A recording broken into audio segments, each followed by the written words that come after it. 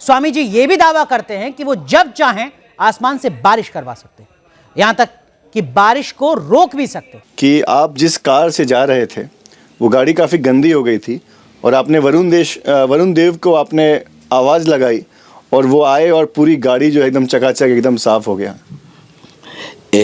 इसका कोई रिकॉर्ड नहीं है, परंतु ये हुआ है। इसका प्रमाण नहीं मिलता है, इसलिए कि ये कोई रिकॉर्ड में नहीं है। क्या क्या हुआ था महाराज जी? वही हुआ था जो हम यहाँ से निकले तो केरला के अंदर जब एंट्री किए तो रात हो चुकी थी। रात होने के बाद गई, अंधेरा हो गया था और पूरा कांच एकदम गंदा था, सभी मच्छर के ब्लड वगैरह ये सब उस पर मच्छर, और कहीं रोकने का ताकत भी नहीं हो रहा था कि जल्दी रोके, जल्दी पहुंचने की ज़रूरी थी। तो हमने उसी समय वरुण देव को बोला गाड़ी बहुत गंदी हो गई है, वरुण देव क्या कर रहे हो? तो आ गए तो इतना तेज़ आ गए कि लोग बोले कि अभी कैसे, मतलब इतने तेज़ बारिश में पहुँचे। मैं बोला वरुण देव शांति शांति शांति, बस हो गया बस हो गया, बस चले जाओ, पहुँचने दो मुझे, पहुँचने दो, यही शब्द था। तो वरुण देव जो हैं वो चले गए। आपके जो भक्त हैं उन्होंने बताया कि आप इस तरीके से सूरज की तरफ देखकर लगातार सूरज को आशीर्वाद भी देते हैं, क्या वाकई ऐसा भी है? क्या इसीलिए आप घंटों लगातार सूर्य देवता की तरफ देखते हैं? जी, मैं आप समझो जो जानहूं तु दे ही जनाई, जानहूं तो तुम ही हो जाई। आप अपने आप को जान लेंगे तो भगवान को जान लेंगे, और भगवान को जान लेंगे तो जो आप हैं वो भगवान है, जो भगवान है वो आप है। तो क्या महाराज जी इस वक्त भी आप सूरज को आशीर्वाद दे रहे हैं? हम ये ढोंग नहीं करते हैं कि आप लोगों के सामने आशीर्वाद देते हैं, और हमारे अंतःकरण तीनों लोग 14 भवन सभी देवी देवताओं से मुखातिब है, और मैं सभी को प्रेम करता हूँ और सभी मेरे साथ होते हैं, और सबके लिए मैं सबसे ज़्यादा प्रकृति पर्यावरण के लिए काम करता हूँ। हमारे प्रमाण के रूप में है, जहाँ जहाँ मैंने आदेश दिया है, 29 जुलाई 2023 को आदेश दिया, जो महाराष्ट्र के आपदाओं को पीछे जाने का आदेश दिया, उस टाइम एक तूफान का भी आदेश किया था यहाँ के वैज्ञानिकों ने, और 3 अगस्त तक रेड अलर्ट किया था। तो मैंने उसी रात को 1 बजे रात को हमने जो है आदेश दिया है, और वो महाराष्ट्र से पूरा बारिश चला गया और तूफान को भी लौटना पड़ा, नहीं आया। मतलब आप कह रहे हैं कि कई तूफान जो महाराष्ट्र में आए ही नहीं, गुजरात के तट पे या कहीं और जाकर टकरा गए, उसे आपने रोका था? जी, महाराष्ट्र में नहीं आया। महाराष्ट्र में आने का पूरा अलर्ट था ना, पूरा अलर्ट था महाराष्ट्र के समुद्री तट पे, और आपने घुमा दिया। तो मैंने बोल दिया नहीं आना है तो नहीं आएंगे ना। साईं बाबा कहते थे कि भगवान एक है, ईश्वर एक है, और वो चमत्कार करते थे, और लोगों ने साईं बाबा की मूर्ति बना दी, और वो उबलते हुए पानी में हाथ डालते थे। कैसा? भाई साहब, इसे कहते हैं मैजिक। मैजिक मतलब चमत्कार नहीं, ये मैजिक एक टेक्निक है जिसके जरिए आप ऐसी चीज कर सकते हैं जो अपनी आंखों से नजर आता है कि चमत्कार है। एक होता है मिरेकल, चमत्कार, जो पैगंबर करते थे। अभी पैगंबर का आने का सिलसिला बंद हो गया। कुरान में लिखा है सूरह अहज़ाब में सूरह 33 आयत नंबर 40 कि मोहम्मद सल्लल्लाहु अलैहि वसल्लम आखिरी पैगंबर है। इसके बाद अगर कोई कहता है कि मैं पैगंबर हूं, उसे साइकेट्रिस्ट की जरूरत है। किसकी जरूरत? साइकेट्रिस्ट की। पैगंबर का सिलसिला खत्म हो गया। लेकिन मैजिक, जब मैं स्कूल में था मैं भी मैजिक करता था। मैं क्या करता था? आठानी लेता था, सबको दिखाता था, रुमाल में डालता था, पानी के ग्लास में डालता था, रुमाल निकालता था, आठानी गायब। लोग समझते थे मैं चमत्कार करता हूं। इसे कहते हैं हाथ की सफाई। हाथ की सफाई आसान है। मैं आठानी दिखाता था लोग को, इधर रहती थी मेरी कांच की गोल आठानी के साइज की कांच का टुकड़ा था, दिखाता था, रुमाल के अंदर अठन्नी से बदलता था वो कांच का टुकड़ा, टिंग टिंग आवाज आती थी, रुमाल को निकाल देता था, अठन्नी गायब। फिर आपके कान से अठन्नी निकालूंगा मैं। लोग बोले अरे चमत्कार, ये हाथ की सफाई है, इसे बोलते मैजिक ट्रिक्स। ये कोई भी कर सकता है, कुछ बड़ी बात नहीं। आप इंसान को 2 टुकड़े में काटो, वापिस जोड़ो, ये हाथ की सफाई है, कोई चमत्कार नहीं है। एक मिसाल देता हूं, पीसी सरकार, नाम सुना? पीसी सरकार तो बहुत बड़ा मैजिशियन था। वो साईं बाबा के पास गए। साईं बाबा क्या करते थे, चमचे को मोड़ते थे। उनने चमचे को सीधा कर दिया। साईं बाबा निकालते थे विभूति हुई, वो निकाले कबूतर। ये हाथ की सफाई है। कबूतर निकालना हाथ में से बहुत आसान है। ये आम तौर पे, क्योंकि आपके आंख देख नहीं सकती हाथ कितना फास्ट मूव होता है, हमें लगता है उबलते पानी में हाथ डालना। हमने साइंस में सीखा, एक केमिकल डालेंगे तो पानी उबलता ऐसा लगता है, हाथ डालेंगे ठंडा रहता है, दिखता है। आप भी हाथ डालो, आपका भी हाथ नहीं जलेगा। ये सब हाथ की सफाई है। तो हाथ की सफाई से आदमी पैगंबर नहीं बनता है। और मूर्ति बनाना गलत है। साईं बाबा की मूर्ति बनाना है ईसा अलैहिस्सलाम की। ईसा अलैहिस्सलाम अल्लाह के पैगंबर थे, उनने कहा मूर्ति पूजा गलत है, फिर भी ईसाई लोग मूर्ति बनाते। तो ईसा अलैहिस्सलाम की गलती नहीं, वो ईसाई लोग की गलती है। तो इसीलिए हमें अल्लाह के अहकामात पे अमल करना चाहिए। कुरान मजीद, आप इस्लाम के बारे में पढ़ चुके हैं भाई साहब? नहीं, कुछ पढ़ा नहीं हूँ, मैं पढ़ना चाहता हूँ। पढ़ना चाह। आप जानते हैं कि खुदा एक है? आप मानते हैं कि खुदा एक है? हाँ, एक तो है। आप मानते हैं? आप मानते हैं कि बुत परस्ती मूर्ति पूजा गलत है? हाँ, मूर्ति पूजा गलत। आप मानते हैं ना? आप मानते हैं मोहम्मद सल्लल्लाहु अलैहि वसल्लम पैगंबर है? वो मैं जानता ना हूँ, इसके लिए मैं पढ़ना चाहता हूँ। तो आप इंशाअल्लाह कुरान मजीद का तर्जुमा लीजिए। कुरान मजीद के तर्जुमे से आपको माशाअल्लाह हिदायत मिलेंगी। आप जो ज़बान में जानते, हिंदी में जानते तो हिंदी में लीजिए, अंग्रेज़ी जानते अंग्रेज़ी में लीजिए। इसे पढ़िए, इस पे अमल करें, इंशाअल्लाह आपको हिदायत मिलेंगी और आपको सही रास्ता मिलेगा। मेरा नाम जयप्रकाश प्रजापति है। मेरा सवाल ये है कि जिस तरह मुस्लिम लोग में कोई शहीद होता है तो उसको वो मतलब जन्नत में दाखिल करते हैं, उसी तरह क्या हिंदू लोग को भी शहीद होते हैं तो क्या वो लोग भी जन्नत में जाते हैं क्या? भाई साहब का सवाल है, अगर मुसलमान शहीद होते तो जन्नत में जाते, क्या हिंदू लोग भी शहीद होंगे तो जन्नत में जाएंगे? शहीद की मतलब वो आदमी जो अल्लाह की शहादत देते हुए मर जाता है, यानी अल्लाह पर मानते हुए अल्लाह के लिए वो मरता है, उसे कहते हैं शहीद। हिंदू के मानी क्या पता है? हिंदू के मानी वो शख्स जो हिंदुस्तान में रहता है। तो उस तरीके से ज्योग्राफिकली डेफिनेशन, मैं भी हिंदू हूँ, लेकिन आप मजहबी पूछेंगे जो इंसान, जी हाँ, मैं मजहबी पूछ रहा हूँ। मजहब यानी जो इंसान बुत परस्ती करता है, हाँ जी, हाँ जी। उसके बारे में। तो जो इंसान बुत परस्ती कर रहा है वो कभी भी अल्लाह के लिए शहीद हो ही नहीं सकता है। इट इज कॉन्ट्रडिक्टिंग, ये दोनों में टकराव है। क्योंकि जो बुत परस्ती करता है वो एक अल्लाह के लिए अपनी जान दे ही नहीं सकता है। अगर वो एक अल्लाह के लिए जान देता है तो वो बुत परस्ती से मुआहिद बन जाता है, तौहीद वाला बन जाता है। तो अगर एक हिंदू अपने बुत को छोड़ के एक खुदा के लिए गवाही देते मरता है तो वो हिंदू मुसलमान बन जाता है और वो इंशाअल्लाह जन्नत में जाएगा। लेकिन अगर वो अटल है अपनी बुत परस्ती पे और फिर मरता है, उसका मतलब वो शहादत दे रहा है नहीं एक अल्लाह के ऊपर, वो जन्नत में नहीं जा सकता है। भाई साहब, आप मानते हैं खुदा में? जी हाँ। आप भाई साहब एक खुदा में मानते हैं? हाँ जी, मैं मानता हूँ। आप बुत परस्ती में भी मानते हैं? जी नहीं, बुत परस्ती में नहीं मानते? बिल्कुल नहीं। माशाअल्लाह। और आप मानते हैं कि आखिरी पैगंबर मोहम्मद सल्लल्लाहु अलैहि वसल्लम है? जी हाँ। हाँ, आप इंशाअल्लाह अगर शहादत देते मरे तो इंशाअल्लाह जन्नत में जाएंगे। जी जी। क्योंकि आप एक खुदा में मानते, आप बुत परस्ती में नहीं मानते और मानते हैं कि आखिरी पैगंबर मोहम्मद सल्लल्लाहु अलैहि वसल्लम है। तो मैं आपको कहूँगा मुस्लिम। हिंदू मतलब इस हिंदुस्तान में रहते वैसा मैं भी हिंदू हूँ, लेकिन मजहबी एतबार से आप हिंदू नहीं हैं, आप मुस्लिम हैं।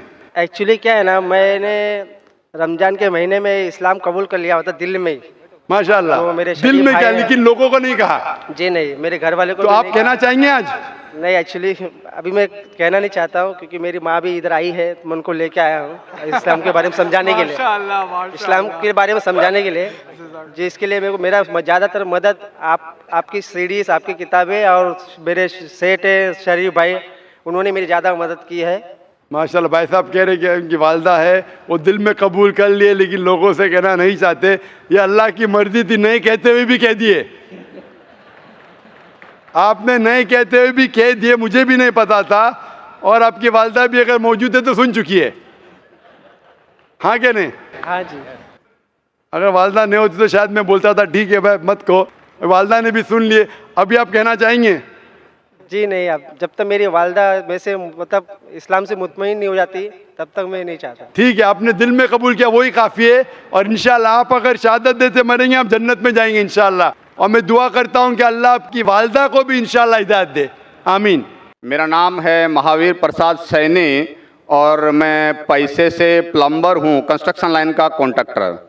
और मैं वैसे तो डॉक्टर साहब का बहुत बड़ा फ़ैन हूँ और वैसे मैं सभी धर्म सभाओं में जाता हूँ, देखता हूँ और ख़ास करके इस्लाम की जो धर्म सभा का जो आज मैं ये जो जन सैलाब देख रहा हूँ, इसको देख के तो मुझे विश्वास भी नहीं हो रहा है कि इतना बड़ा जन सैलाब एकता के साथ शांति से जो बैठा है।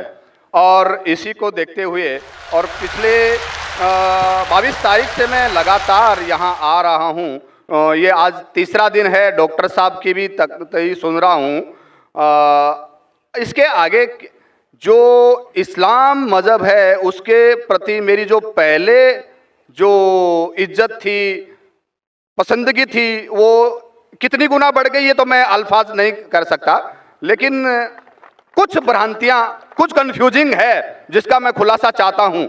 इसके लिए खुलासा चाहता हूँ कि इन फ्यूचर हो सकता है, मेरी भी एक दिली तमन्ना है कि मैं भी इस्लाम कबूल कर लूँ कुछ पारिवारिक जिम्मेदारियों को पूरा करने के बाद।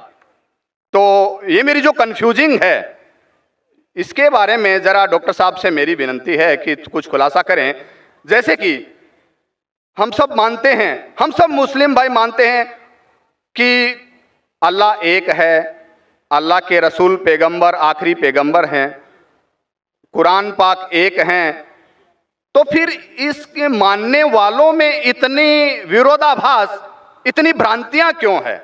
इतनी भ्रांतियां, इतनी गुटबाजी कि जब मैं यहाँ बांद्रा से यहाँ आ रहा था तो कुछ मुस्लिम भाइयों से जब मैंने जिक्र किया कि मैं इज्तिमा में जा रहा हूँ तो मुझसे पूछा गया, आज़ाद मैदान जा रहे हो क्या?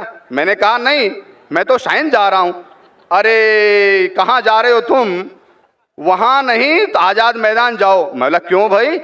वहाँ भी अल्लाह को एक मानते हैं, कुरान की कवायद होती है। और मैंने डॉक्टर साहब का जैसे सुना, हदीस की, कुरान की, सुन्नत की जो बातें होती है मेरे को बहुत पसंद है और वही चीज़ें हैं आम इस्लाम में। फिर तुम क्यों बुराई क्यों कर रहे हो? तो मैंने जब 10 लोगों से पूछा तो 10 में से 10 लोगों ने मुझे मना किया, यानी कि 100% मना किया। और 10 में से एक तो हमारे एक मस्जिद के जनाब जी थे जो नमाज पढ़ाते हैं, उन्होंने भी मुझे मना किया कि तुम्हारा ईमान खराब हो जाएगा। तो यही ऐसा क्यों? कहीं तो कुछ मिसअंडरस्टैंडिंग है जिसका मैं खुलासा चाहता हूं। जब अल्लाह एक है, कुरान एक है, पैगंबर एक है, तो फिर इतनी भ्रांतियां क्यों? आपस के अंदर इतनी खींचम खाच क्यों? भाई साहब ने एक बहुत अहम सवाल किया। सवाल के पहले ये कहा कि कॉन्फ्रेंस की स्टार्टिंग से आ रहे हैं और वो हैरान हैं, उन्हें यकीन नहीं हो रहा है कि इतना बड़ा मजमा, इतने अमन के साथ, इतनी शांति के साथ। भाई साहब मुझे भी यकीन नहीं हो रहा है, मुझे भी यकीन नहीं हो रहा है, बॉम्बे की पुलिस को भी यकीन नहीं हो रहा है। ये सिर्फ मुमकिन है ईश्वर, खुदा और अल्लाह की मर्जी से। वरना जब पुलिस से मैं बात करता हूं, वो लोग कहते हैं इतना बड़ा मजमा, वो भी मुसलमानों का, इतनी शांति, हमें कुछ काम ही नहीं करने पड़ता है, हम सिर्फ बैठे हैं। इतना बड़ा मजमा गैर मुसलमानों का भी इतनी शांति से नहीं जानता, मुसलमानों को तो छोड़ो, उनका नज़रिया भी इस्लाम के बारे में बदल जाता है।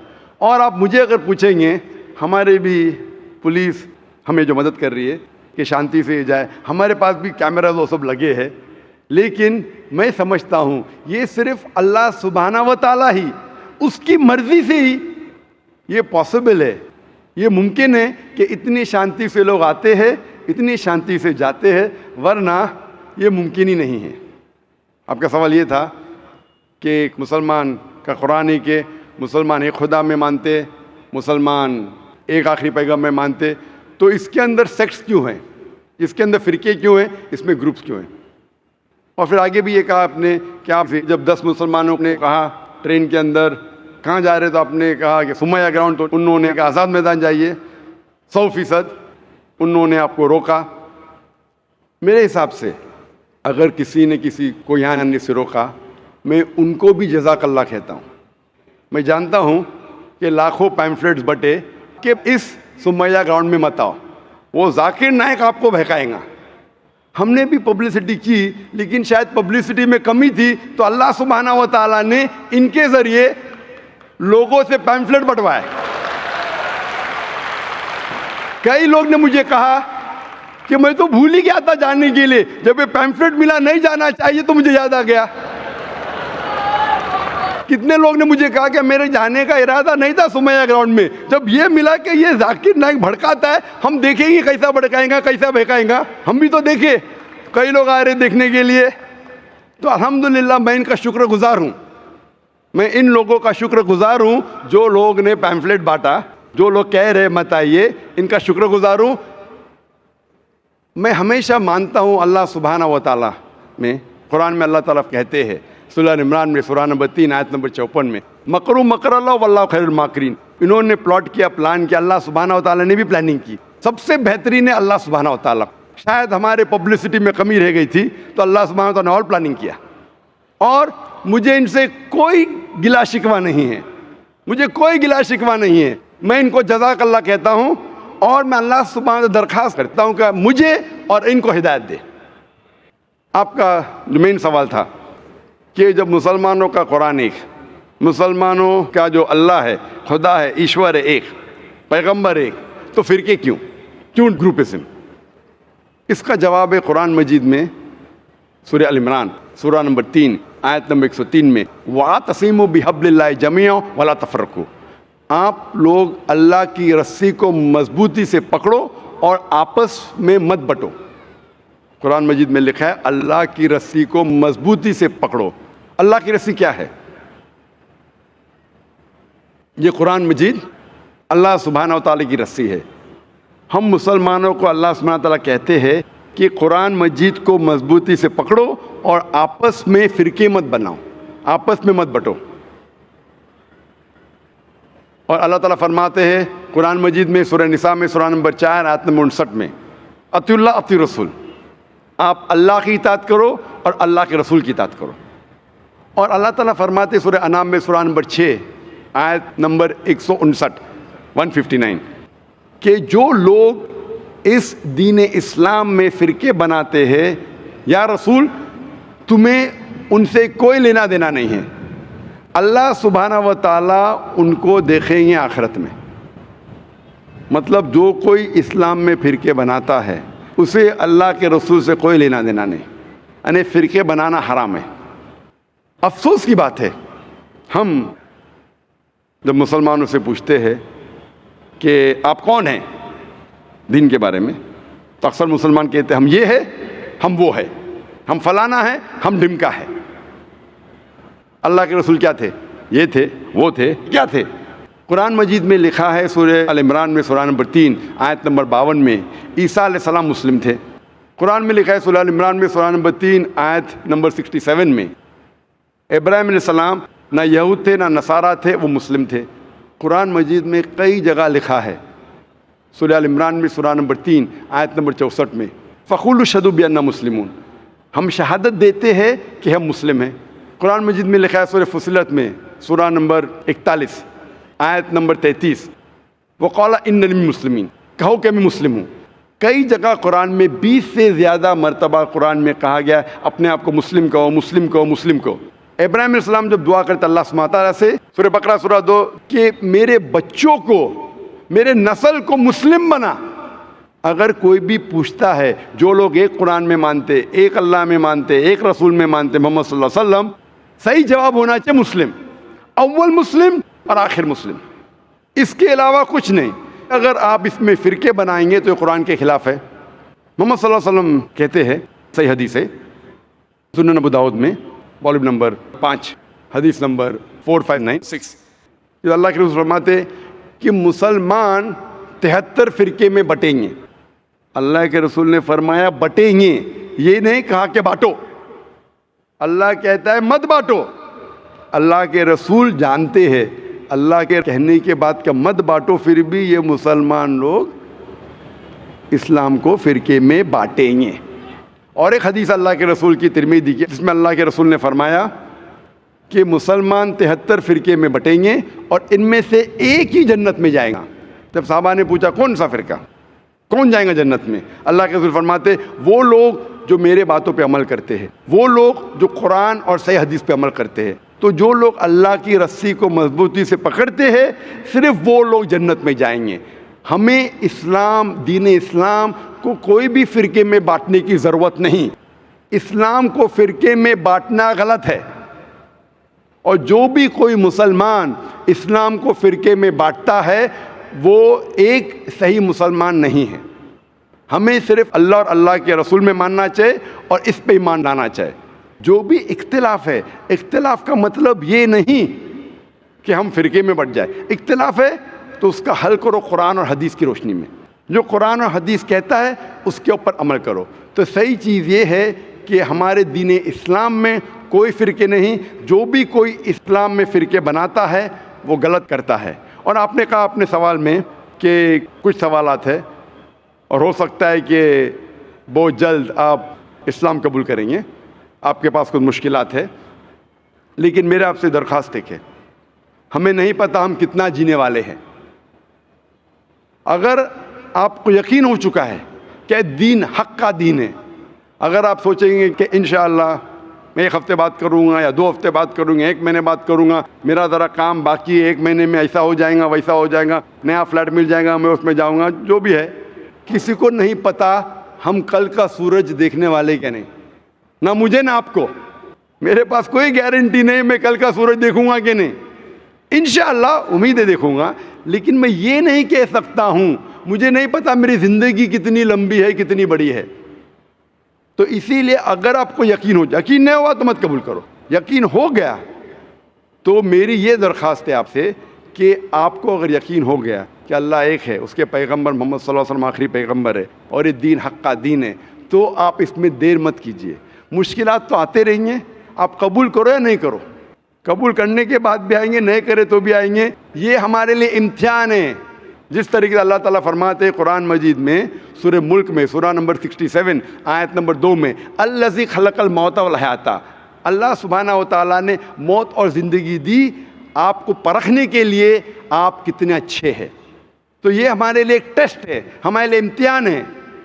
तो इसलिए मेरी दरख्वास्त है, अगर आपको यकीन है कि दीनुल हक़ है और सही मज़हब है, आप इसको कबूल करने में देरी मत कीजिए। जी, आपकी बात बिल्कुल ठीक है, लेकिन कुछ सामाजिक जिम्मेदारियां हैं जिनको उसी मजहब में रह के पूरा करना जरूरी हो जाता है, वो पूरा करने के बाद ही कर पाएंगे। मैं आपसे ये कहूँगा, आपको पब्लिक में शहादा देने की ज़रूरत नहीं। इस्लाम कबूल करने के लिए पब्लिक में शहादा देने की शर्त ही नहीं है, आपको किसी को बोलने की भी ज़रूरत नहीं है। ये आप और आपके खुदा के दरमियान है, आप और अल्लाह के दरमियान है। मैं आपसे ये इल्तिजा करूँगा, आपसे ये दरख्वास्त करूँगा, रिक्वेस्ट करूँगा, अगर यकीन है दिल में कबूल करो, लोग को बोलने की ज़रूरत ही नहीं, माइक पे शहादा देने की ज़रूरत ही नहीं, जाकिर को बोलने की भी ज़रूरत नहीं। जाकिर को बोलने का शर्त नहीं है इस्लाम में दाखिल होने के लिए, अल्लाह और आपके दरमियान है। आप कम अज़ कम दिल में ईमान लाओ, अल्लाह को मानो, ये मानो कि खुदा एक है, उसके अलावा कोई माबूद नहीं, ये मानो कि आखिरी पैगंबर मोहम्मद सल्लल्लाहु अलैहि वसल्लम में अनाउंस, आप 1 हफ़्ते बाद करो, 2 हफ़्ते बाद करो, 1 साल करो, 2 साल बाद, उसमें कोई एतराज़ नहीं। अनाउंस करना हर एक को कहना ज़रूरी नहीं, लेकिन अगर आपके कुछ मुश्किलात है, जैसा हल हो जाएंगे तब अनाउंस कर सकते हैं, लेकिन दिल में तो कम अज़ कम मान लो। इंशाअल्लाह मैं दुआ करूँगा कि अल्लाह ताला आपकी मदद करे और आपकी मुश्किलात को जल्दी जल्दी दूर करे। डॉक्टर साहब को मेरा सलाम वालेकुम। मनोज केदार मेरा नाम है, मैं सर्विस करता हूँ। मेरे मुंतखबुद्दीन शेख करके मेरे दोस्त हैं, उन्होंने मेरे को लेके आए यहाँ पर। तो मैं ये जानना चाहता हूँ कि हिंदू मुस्लिम, जैसे मैं बुद्धिस्ट हूँ, जैसा सिख ईसाई, क्यों ना हम एक हो जाए, क्योंकि मैं मानवता धर्म सबसे बड़ा जानता हूँ। भाई ने कहा कि वो बुद्धिस्ट है और वो पूछते हैं कि क्यों ना हम हिंदू मुस्लिम सिख ईसाई बुद्धिस्ट एक ना हो जाए। भाई साहब, मैंने कभी भी नहीं कहा कि हिंदू मुस्लिम सिख ईसाई अनेक है या डिफरेंट है।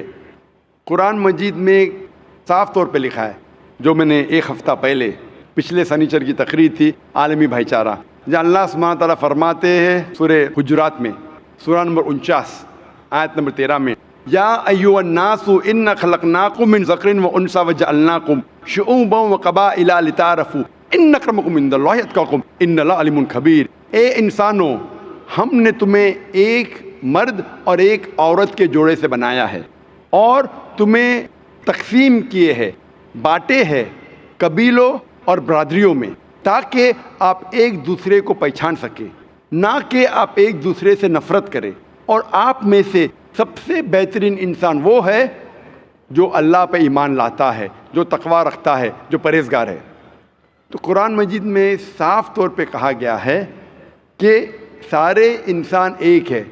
अल्लाह सुब्हानहू व तआला इंसानों को ऊंचा या नीचा नहीं बनाया है दौलत के बुनियाद पे, जिन्स के बुनियाद पे, रंग के बुनियाद पे, जन्म के बुनियाद पे, लेकिन कहा है कि सबसे बेहतरीन वो इंसान है जो तकवा रखता है, जो परहेज़गार है।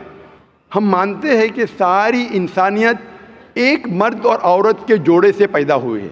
हमारे पर दादा दादी, पर एकदम पहले दादा दादी एक थे, तो उस लिहाज से हम रिश्तेदार हैं।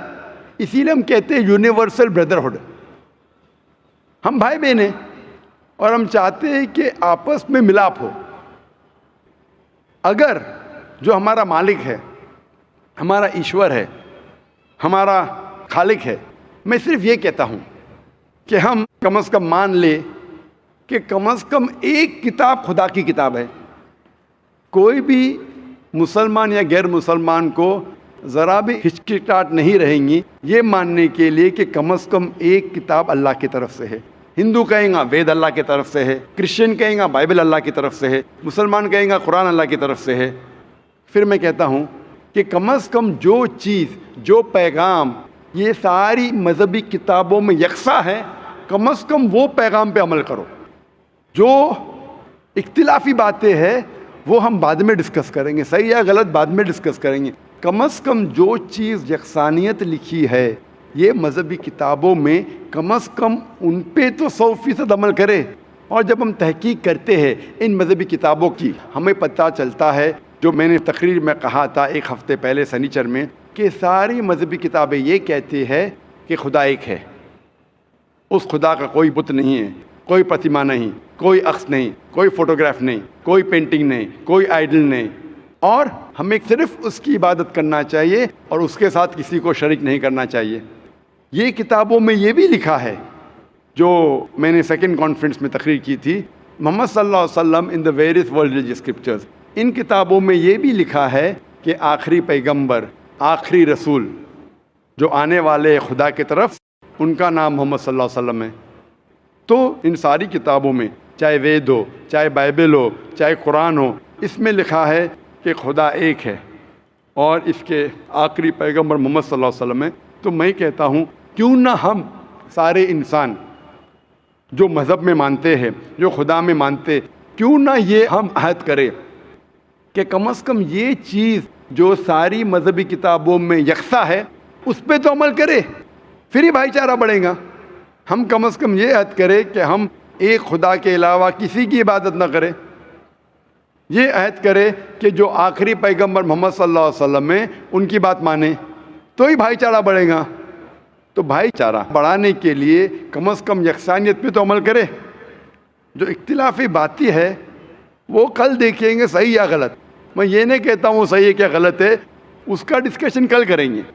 आज तो कम से कम जो यकसा है वो आपको मानने के लिए क्या प्रॉब्लम है, वो मानने के लिए क्या मुश्किल है। भाई साहब आप समझे क्या कह रहा हूँ मैं? हाँ समझ रहा। आपकी किताब में भी लिखा है। कल मुझे एक बुद्धिस्ट ने सवाल किया था जिसके जवाब में मैंने कहा कि आपका धम्मा पढ़ेंगे आप। हाँ मैंने किया था। आपने किया था, माशाअल्लाह। तो मैंने कहा था कि आपके मज़हब में लिखा है कि एक मैत्री आने वाले जब बुद्धा से पूछता है, उसके डिसाइपल अनंदा बुद्धा से पूछते हैं, जो gospel of Buddha page number 217 और कई जगह धम्मा पढ़ में लिखा है कि बुद्धा ने कहा कि मैं ना पहला मैत्री हूँ ना आखिरी, मेरे बाद कई मैत्री आने वाले और जो मैत्री आएगा, जिस तरीके से मेरे सैकड़ों मानने वाले हैं उसके हज़ारों मानने वाले होंगे। वो सही धर्म सिखाएगा जो हक का धर्म है, पहले आखिर में भी, और वो सही धर्म सिखाएगा। और जब आनंदा ने पूछा ये आदमी को कैसा पहचानेंगे, तो उसने कहा ये आदमी का नाम होगा मैत्री। मैत्री मतलब मसीह, जिस तरीके से कुरान में कहा गया है सूरह अंबिया में सूरह नंबर 21 आयत नंबर 107 में, वमा अरसलना का इल्ला रहमतुल आलमीन, कि हमने तुम्हें नहीं भेजा लेकिन रहमत बना के सारे आलमीन के लिए, सारी दुनिया के लिए, सारी इंसानियत के लिए। तो मैं आपसे पूछना चाहता हूँ, आप क्या मोहम्मद सल्लल्लाहु अलैहि वसल्लम में मानते हैं? किस चीज़ को? आप मानते हैं क्या मोहम्मद सल्लल्लाहु अलैहि वसल्लम आखिरी पैगंबर है? मैंने तो कुछ पढ़ाई नहीं की है उसने, मैं खाली तो 10वीं पढ़ा हूँ। आप जब आलमी भाईचारा के बारे में बात करते हैं और चाहते हैं कि सारे इंसान एक हो, आप बोलेंगे मैं नहीं पढ़ा, तो एकता कैसे होंगी?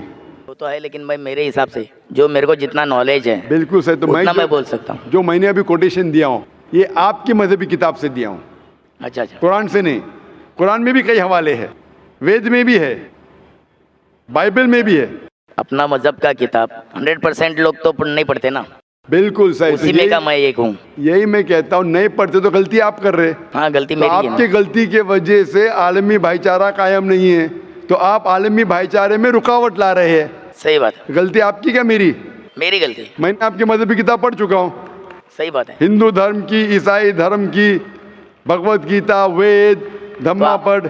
मेरे दोस्त को वही मैं बताया कि डॉक्टर जाकिर साहब खाली इस्लाम धर्म का मतलब कुरान खाली नहीं पढ़े, वो सब पढ़े। मेरे पीछे बैठे हुए अभी भी, उनको लायक तो मैं माइक पे बुला सकता हूँ। मैं कल उनको वही बोला, इसलिए मैं नेक्स्ट टाइम, आज मेरे को गाँव जाना है मेरे भाई को, लड़के को लाने के लिए, तो भी मैं यहाँ पर आया हूँ। बिल्कुल सही। तो मैं ये पूछता हूँ, आपने तो मेरी तारीफ कर दी। नहीं नहीं, ऐसा नहीं। मिसाल के तौर पे एक डॉक्टर है जो दवाई देता है, वो डॉक्टर कितना अच्छा डॉक्टर है, बहुत अच्छा डॉक्टर है, बहुत मान है, बहुत ग्रेट है। वो डॉक्टर आपको दवाई दे रहा है, आप दवाई खाते नहीं। हाँ, मैं मानता हूँ इस बात को। आप समझ रहे ना? तो तारीफ करके फायदा क्या? डॉक्टर आपका एग्जामिनेशन करता है, आपको दवा देता है, बहुत अच्छा डॉक्टर है, बहुत मान है, इतना अच्छा है, बहुत तारीफ कर रहे। आप जब दवाई नहीं खाएंगे तो आपका इलाज कैसा होगा? सही बात। तो आप जो बोल रहे आलमी भाईचारे का इलाज मैं दे रहा हूँ, मैं आपके आलमी भाईचारे का इलाज दे रहा हूँ। आप मानो कि खुदा एक है और उस खुदा के अलावा कोई माबूद नहीं, उसके अलावा किसी की इबादत नहीं करना चाहिए, और मानो कि आखिरी पैगंबर मोहम्मद सल्लल्लाहु अलैहि वसल्लम में, तो ये इलाज की शुरुआत है। तो आप चाहते हैं कि आपका इलाज और बाकी इंसानों का भी इलाज हो? नहीं, ज़रूर करूँगा, मैं नेक्स्ट टाइम जरूर आऊँगा। मेरे को अभी गाँव जाना है। दूसरी बात डॉक्टर साहब, ये इलाज जो है, मैं ये नहीं कहता हूँ कि रोज कहो, एक बार आप बोलेंगे दवा लेने का टाइम नहीं है, एक बार तो लो। ये होता है ना, कभी कभी कुछ बीमारी का 1 शॉट डोज होता है, आज नई टेक्नोलॉजी है, 1 शॉट डोज, एक बार खाओ, इंशाल्लाह आपकी बीमारी दूर हो, फिर बाद में वापस से आएंगे, देखेंगे। मेरा एक गलत फहमी और एक दूर कर दो। हाँ, इंशाल्लाह, एक नहीं 2 दूर करूंगा। 18 साल पहले जी हाँ, जब वार हुआ था हिंदू मुस्लिम, जी हाँ, ये ऐसा ही क्यों है? हिंदू मुस्लिम ही वार क्यों होता है? बिल्कुल हिंदू सर। ईसाई या सिख मुस्लिम ऐसा क्यों नहीं होता? अगर मैं आपके सवाल का जवाब दूंगा तो दे दो, मेरे को नॉलेज में रहेगा। नॉलेज में रहेगा, लेकिन मैं भी बताऊंगा सबको। मेरी एडवाइस को फॉलो करेंगे, वापस से दवा को फेंक देंगे। नहीं नहीं, फॉलो करूंगा, फॉलो करूंगा, लेकिन आज माशाल्लाह। नहीं, आज नहीं, सॉरी। ठीक कल है। आऊंगा, कल लास्ट दिन है ना तुम्हारा। सुबह कल शाम को आ आएंगे, जाऊंगा, कल आएंगे आप? शाम को आ जाऊंगा। माशाल्लाह, आप चाहते हो और बड़े मजमे में कबूल करें। हाँ, हाँ, इंशाल्लाह। कबूल करूंगा, इसमें क्या है? अगर मेरे को माशाल्लाह। पसंद आया, मेरे नॉलेज में बैठ गया, तो मैं जरूर इंशाल्लाह। कबूल करूंगा। जबरदस्ती बिल्कुल मत कीजिए, जबरदस्ती कबूल करना हराम है, ना मैं चाहूंगा ना फोर्स करूंगा। अगर इत्मीनान ना तो ही करो, आज करो, कल करो, परसों करो, दुआ है कि इंशाअल्लाह मौत के पहले करो। मौत कभी आएंगी किसको पता नहीं। आपका सवाल था कि हिंदू मुस्लिम ही क्यों होता है, राइट, हिंदू क्रिश्चियन क्यों नहीं होता है? भाई मिसाल के बारे में, जैसा इंडिया पाकिस्तान मैच हो तो ही सब देखते हैं, इंडिया ऑस्ट्रेलिया को कोई नहीं देखता है। बराबर, ये फर्क है। और देखो बिल्कुल पब्लिक हंस भी रही है, बिल्कुल, ये जायज़ बिल्कुल। है, क्योंकि मैं देखा हूँ, क्योंकि मैं 36 उम्र है मेरी, मैं देख रहा हूँ। इंडिया पाकिस्तान का मैच रहेगा तो ही हिंदू मुस्लिम देखता है, माशाल्लाह। और अगर इंडिया ऑस्ट्रेलिया रहेगा तो ऑल देखते हैं, मुस्लिम कम देखते हैं। ये मैं आंखों देखी चीज है, और चाहे तो पूछ सकते हैं मजबे में। आप 36 साल से देख रहे, मैं 45 साल से देख रहा हूँ। मैच को नहीं देखता हूँ, मैच नहीं देखता हूँ, लोगों को देख रहा हूँ। और आप बिल्कुल सही कहते कि हिंदू मुस्लिम क्यों लड़ा है। आप अगर मेरी तकरीर देखेंगे जिसका मौजू था is terrorism a Muslim monopoly, क्या दहशत गर्दी मुसलमान की विरासत है, इसमें मैं ये साबित किया हूँ कि जो लोग इल्ज़ाम लगाते कि मुसलमान दहशत गर्द बिल्कुल गलत है, चंद लोगों ने शायद गलत काम किया होगा। ये साबित किया है कि आप 100-200 साल पहले देखेंगे, सैकड़ों साल पहले मुसलमान तो हार्डली कोई दहशत गर्द हमला कर चुके, सब गैर मुसलमान। लेकिन मैंने इस तकरीर में कहा हूँ कि दहशत गर्दी जो है ये मोनोपोली है मेरे हिसाब से पॉलिटिशियन की, ये दहशत गर्दी विरासत है पॉलिटिशियन की। क्यों? क्योंकि पॉलिटिशियन चाहते वोट बैंक, वोट बैंक चाहते, अगर मुझे वोट चाहिए तो क्या करूं मैं, एक ऐसा माहौल पैदा करूं कि वोट डिवाइड हो। आप जानते हैं कितने राइट्स हुए बॉम्बे में, गुजरात में, बाबरी मस्जिद की। मेरे हिसाब से ये राइट्स की ज़रूरत ही नहीं। मेरे हिसाब से मुसलमान आम तौर पे इस देश में मुसलमान और हिंदू अल्हम्दुलिल्लाह सुम्मा अल्हम्दुलिल्लाह अमन के साथ रह सकते, रहते थे, रह सकते हैं। लेकिन ये पॉलिटिशियन लोग वो चाहते वोट बैंक, और वोट बैंक के लिए वो किसी को भी बेच सकते, अपने धर्म को भी अपने खुदा को भी। ये बात सही है। कोई भी पॉलिटिशियन हो, कोई भी मजहब का हो, सबको बेच सकते। थोड़ा सैक्रिफाइस करेंगे 5%, सीट जा रही है, सबको बेचेंगे, सबको। और अब देखते हैं इस देश हिंदुस्तान में सबसे ज्यादा मजहब की बुनियाद पे अगर दंगा फसाद होता है वो हिंदुस्तान है। क्यों? क्योंकि हमें 60 साल पहले ब्रिटिश अंग्रेज हम पे हुकूमत करते थे। किस तरीके से? उनकी एक पॉलिसी थी divide and rule, divide and rule. अंग्रेज तो चले गए, अपनी पॉलिसी छोड़ गए पीछे। तो हमारे हिंदुस्तान के पॉलिटिशियन भी वही पॉलिसी को इख्तियार कर रहे, डिवाइड एंड रूल। डिवाइड करो, वोट बैंक हासिल करो और रूल करो। अरे बाबरी मस्जिद इशू ही नहीं था, क्या इशू है? इशू था ही नहीं, पॉलिटिशियनों ने इशू बनाया। कोई जानता ही नहीं था बाबरी मस्जिद के बारे में, पहले चंद लोग जानते, इशू बनाया वोट बैंक को। और इसका मैंने डिटेल में किया हूं तकरीर। ये पॉलिटिशियन लोग भड़काते आम पब्लिक को। आम पब्लिक अमन चाहती है, वो चाहती, उसको क्या मिलेगा दंगा फसाद करके? लेकिन इन लोगों को भड़काते हैं पॉलिटिशियन लोग। पुलिस चाहे तो इसे रोक सकती है, वो भी सोचती है कि अगर मैं रोकूंगा पॉलिटिशियन मुझे ट्रांसफर कर लेगा, वो भी नहीं रोकती। हम अगर इनके भड़कावे में नहीं आएंगे, इंशाअल्लाह इंशाअल्लाह हिंदू मुस्लिम दंगा फसाद होएगा ही नहीं। आप मुझे बोलो इतने बड़े मजमे में लाख से ज्यादा लोग हैं, क्या आपको डर लग रहा है? नहीं डर। क्या डर है? कौन आपको मारेगा? कुछ नहीं, बिल्कुल नहीं। माशाअल्लाह इतने लोग। अगर आप कुरान के खिलाफ भी कहेंगे, मेरे खिलाफ भी कहेंगे, एक भी इंसान आप पे उंगली नहीं उठाएगा। ना हम उठाने देंगे, ना कौन उठाएगा। ना उठाएंगे, ना उठाने देंगे। ये हमारा मजहब है। आम तौर पे आप देखेंगे धार्मिक लेक्चर्स जब होते, थोड़ी क्वेश्चन आंसर होता है। मैं कई लेक्चर में गया हिंदू धर्म गुरु के, क्रिश्चियन धर्म गुरु के, सवाल पूछने का मौका ही नहीं देते। नहीं देते। सवाल होगा तो चिट में। अरे क्यों भाई? अगर आपने तकरीर की तो मुझे हक है आपकी बात से सहमत होने का या आपकी बात से ना मानने का। उन्हें डर है पब्लिक में सवाल होगा तो पोल खुल जाएगा। मुझे भी पता है सवाल जवाब होगा तो मेरा पोल खुलेगा। मेरा पोल एकदम साफ है, इन्ना दीना इंदल्लाहिल इस्लाम। हमारा पोल साफ है। क्या सिर्फ ये मजहब? अल्लाह ताला फरमाते सूरह इमरान सूरह 3 आयत नंबर 19, इन्ना दीना इंदल्लाहिल इस्लाम। सिर्फ मजहब जो अल्लाह ताला मानेगा वो है खुदा की ख्वाहिश के मुताबिक आप चलो। और जितने आप सवाल पूछेंगे उतना आपको यकीन होगा ये दीनुल हक है। और हमारे IRF में भी, हमारे इतने मजमे में, मैं तकरीबन 15 साल से ज़्यादा मैं तकरीर कर रहा हूँ हिंदुस्तान में, गल्फ़ कंट्रीज़ में, अमेरिका में, कनाडा में, UK में, सिंगापुर में, मलेशिया में। माशाअल्लाह हज़ारों की तादाद में, लाखों की तादाद में। कभी भी एक बार भी किसी मुस्लिम ने एक भी गैर मुस्लिम का कॉलर भी नहीं पकड़ा। कई गैर मुसलमान ने मुझे गाली दी, कुरान के खिलाफ कहा। हमने कोशिश की कि उसकी गलतफहमी को दूर करें। कई लोग आप देखेंगे दुबई में इतना भड़क के सवाल किए, मैं सवाल का जवाब देते गया, सवाल किए जवाब दिया, मैं सवाल किए जवाब, इतना बढ़ के आखिर में इस्लाम कबूल किया। दुबई शहर में हालांकि मुसलमान मुल्क है, कभी भी बड़े मजमे में 30,000 का मजमा था, वो दुबई यूएई का सबसे बड़ा मजमा था, सबसे बड़ा मजमा था। कभी भी पब्लिक में किसने शहादा नहीं दिया। तो जो लोग खिलाफ है, हम अमन से जवाब देते, वो माने या ना माने, और ये नहीं हम कहते कि आपको मानना ही पड़ेगा, हम कोशिश करेंगे हिकमत के साथ जवाब दे। तो ये जो दंगे फसाद हो रहे पॉलिटिशियन की वजह से, हम अगर अहद ले कि पॉलिटिशियन जो भड़काते हैं उनके भड़कावे में ना आए, इंशाअल्लाह अमन रहेगा। चाहे हिंदू मुसलमान की बात माने या ना माने, मुसलमान हिंदू की बात माने या ना माने, इस्लाम में कभी भी ज़बरदस्ती नहीं है।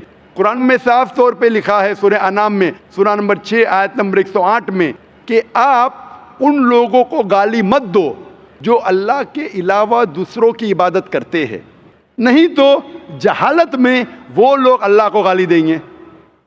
हमें दूसरे मज़हब के जो माबूद है उन्हें गाली देने का हक़ ही नहीं है, हम सिर्फ समझा सकते हैं। तो मेरे हिसाब से ये टेररिज्म, ये दंगा फसाद की अक्सर मतलब 99% मेरे मुताबिक है पॉलिटिशियंस, चाहे अमेरिका में हो, चाहे यूके में हो, चाहे इंडिया में हो। अगर हम इनके बहकावे में नहीं आएंगे, ऐसे पॉलिटिशियन पैदा होंगे, आप ऐसा एक माहौल पैदा करो, हक पे तो हम वोट देंगे, नहीं तो नहीं देंगे। इंशाअल्लाह अमन रहेगा और शांति रहेंगी और हम एक दूसरे के साथ अच्छा बर्ताव कर सकते हैं।